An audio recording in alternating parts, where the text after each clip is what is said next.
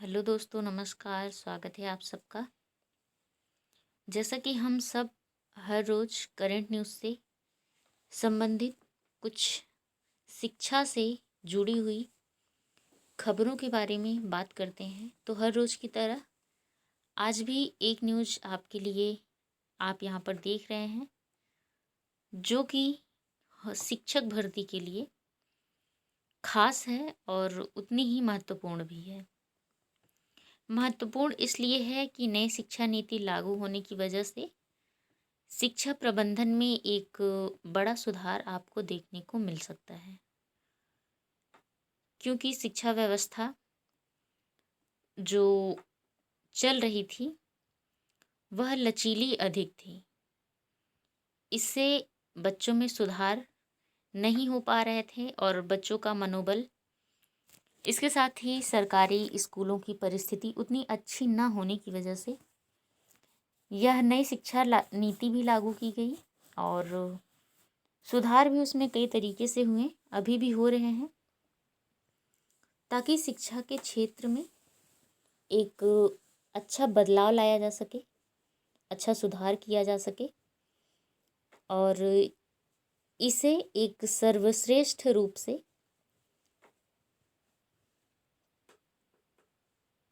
अहमियत दी जा सके। तो जैसे कि आप यहाँ पर देख रहे हैं, यूपी की बात है। आपको पता है कि यूपी में नई सरकार बनी। हालांकि थी तो पुरानी ही सरकार, है भी, लेकिन सरकार अभी यानी कि रिजल्ट आने के बाद जो सरकार बनी है वो एक नई सरकार आ गई है। और शिक्षा मंत्री के चुनाव हार जाने के बाद, नई शिक्षा नीति लागू होने के बाद, यानी कई ऐसे फेर बदल हुए हैं जिससे एक नया परिवर्तन आपको देखने को मिल सकता है। अगर हम बात करें यूपी में पीपीपी मॉडल पर चलेंगे सरकारी स्कूल, तो आप इसे देख कर के संशय में मत होइएगा कि क्या प्राइवेटाइजेशन हो जाएगा, यानी कि स्कूल प्राइवेट हो जाएंगे, क्या सरकारी शिक्षकों की भर्ती नहीं आएगी, या भी और कई तरह की बातें हैं जो इस कटिंग को देख करके कयास लगाए जा रहे हैं कि ऐसा संभव हो सकता है। तो इसी के बारे में हम बात करेंगे विस्तार से। आइए देखते हैं कि इसमें क्या कहा गया है। तो देखिए, यूपी जो है वो सरकारी स्कूल अब पब्लिक प्राइवेट पार्टनरशिप मॉडल पर चलेंगे। इसका मतलब क्या है पब्लिक प्राइवेट पार्टनरशिप? यानी कि कुछ प्रतिशत सरकार की और कुछ प्रतिशत इसमें प्राइवेटाइजेशन की पार्टनरशिप होगी। जैसे कि 75 और 25 आप मान सकते हैं। तो ऐसा करने से क्या होगा कि जो सरकार की नज़र स्कूलों पर नहीं अच्छे से पड़ पा रही थी, और जिस तरीके से इसमें शिक्षा का बदलाव करना है, तो उसके लिए यह होना ज़रूरी है।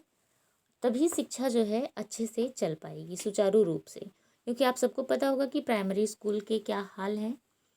अभी तो कुछ ठीक है, लेकिन इससे पहले जो है बद से बदतर हो गए थे, जिसकी वजह से ऐसे परिणाम भी देखने को मिले जिससे कोई भी संतुष्ट नहीं रहा। तो अगर हम यहाँ पर बात करें तो बस इसमें पब्लिक का जो है पार्टनरशिप हो जाएगा, ताकि स्कूल को वहाँ के लोग भी उतनी जिम्मेदारी से देख सकें। ठीक है। अब अगर बात करें तो इसमें कहा है कि सरकार ने स्कूलों की बिल्डिंग यानी कि इंफ्रास्ट्रक्चर को और उसके संचालन को एक प्राइवेट संस्था या निजी व्यक्तियों को दिया जाएगा। महत्वपूर्ण प्रकरणों में नीति निर्धारण एवं क्रियान्वयन में सहायता करने के लिए विभाग में एक विशेष कार्याधिकारी सलाहकार का पद सृजित किया जा सकता है। ठीक। तो अगर एक हिसाब से कहें तो आप इतना समझ लीजिए कि शिक्षा के क्षेत्र में यह एक अच्छी पहल है। बस अब आगे देखिए, इसमें माध्यमिक शिक्षा निदेशक हैं विनय कुमार पांडे जी ने। इन्होंने कहा कि पिछले दिनों अपर शिक्षा निदेशक माध्यमिक और उप शिक्षा निदेशक शिविर और सहायक शिक्षा निदेशक खेल को पत्र लिखकर पीपीपी मॉडल के संबंधित तत्काल कार्रवाई के निर्देश दिए गए हैं। मुख्यमंत्री योगी आदित्यनाथ ने भी नई व्यवस्था लागू करने में रुचि ली है, यानी उनका भी कहना है कि यह व्यवस्था होनी चाहिए। पहले भी हुई पीपीपी मॉडल अपनाने की कोशिश। तो यहाँ पर अगर बात करते हैं तो इससे पहले भी पीपी मॉडल पर चलने की स्कूल कोशिश की गई थी, लेकिन यह व्यवस्था अपनाने से पहले ही फेल हो गई, क्योंकि उस तरीके से यहाँ पर व्यवस्था इसलिए नहीं हो पाई कि ना तो इसमें कोई भर्ती, ना बिल्डिंग बने और ना ही इसका कोई किसी तरीके से व्यवस्था हो पाई थी। अब बात करें 2010 और 11 की, तो इसमें 148 और 2012-13 में 45 स्कूल को स्वीकृत किया गया। इनमें से 191 स्कूल बनकर तैयार हो गए हैं, लेकिन बाद में केंद्र सरकार ने योजना डीलिंक कर दी। ठीक, अब देखते हैं सुरेश कुमार त्रिपाठी जी, जो कि शिक्षक विधायक है। इन्होंने कहा है कि सरकार शिक्षा के निजीकरण की साजिश कर रही है। आरटीई के तहत प्रत्येक बच्चे को शिक्षा देना राज्य सरकार की जिम्मेदारी है, जिसमें सरकार अक्षम है। इससे दुखद क्या हो सकता है। पीपी मॉडल के जरिए शिक्षा व्यवस्था निजी हाथों में देने पर गरीब का बच्चा आगे नहीं बढ़ सकेगा। ठीक, तो आप देख सकते हैं, वैसे कोई चाहता भी नहीं है कि हमारा बच्चा सरकारी स्कूल में पढ़े। तो अगर प्राइवेट संस्था के हाथ में ये जाता है तो उम्मीद है कि प्राइवेट संस्था इसे अच्छे से चलाएगी, जैसे कि अपने स्कूल को सब चलाते हैं।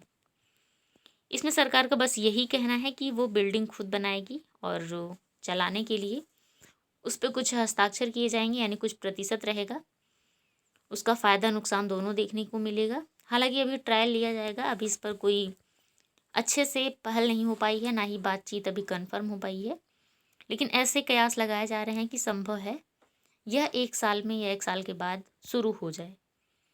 और इसके लिए विभाग में विशेष कार्याधिकारी की नियुक्ति भी होगी, ताकि यह जो प्रक्रिया है वो अच्छे से चले। तो यही थी आपके स्कूलों की न्यूज। और इसके साथ ही आपको बता दें कि ऐसा नहीं है कि आप शिक्षक के लिए अलग से तैयारी करेंगे या फिर शिक्षक भर्ती नहीं आएगी, क्योंकि कोई भी स्कूल हो, कुछ ऐसे पद तो हैं ही शिक्षक के जो आना ज़रूरी है। क्योंकि आपको पता है कि जब शिक्षक भर्ती आई थी 69,000 की, तो उसमें 51,000 कुछ पद थे, जिसमें सरकार ने कहा था कि हम ये भर्ती देंगे आगे चलकर, और शिक्षा मित्र को भी हटाया गया था। तो कुल मिला के यही अनुमान है कि शिक्षक भर्ती आएगी ज़रूर। अब कब आएगी ये नहीं कहा जा सकता है। बस आप तैयारी करते रहिए, पढ़ते रहिए, और इस संकोच में बिल्कुल मत रहिए कि आपका जो है प्राइवेटाइजेशन हो जाएगा तो आपको भर्ती या फिर नौकरी देखने को नहीं मिलेगी। इसमें हो सकता है कुछ और निर्धारित कर दिया जाए, यानी कि प्रैक्टिस के लिए कुछ और भी फंडे इसमें लगाए जाएँ, लेकिन अभी तक बस यही बात आई है कि ऐसा संभव है कि यह पीपीपी मॉडल पर आधारित होगा। और जबकि ये जो प्राइमरी स्कूल हैं 1 से लेकर 5 तक और 6 से लेकर 8 तक, ये सारे स्कूल चलते रहेंगे, इसमें कोई भी परिवर्तन नहीं किया जाएगा, क्योंकि ये जो किया जा रहा है ये एक प्रैक्टिस के रूप में है। सरकार देखना चाहती है कि अगर हम ऐसा सुधार करते हैं तो इसका क्या परिणाम निकलेगा। तो आप निश्चिंत रहिए, अपनी पढ़ाई करते रहिए, परिणाम बेहतर ही होंगे और शिक्षा व्यवस्था भी सुचारू और सुव्यवस्थित रूप से चलेगी। तो आप बताइएगा आपको वीडियो कैसी लगी। आज के लिए बस इतना ही। धन्यवाद।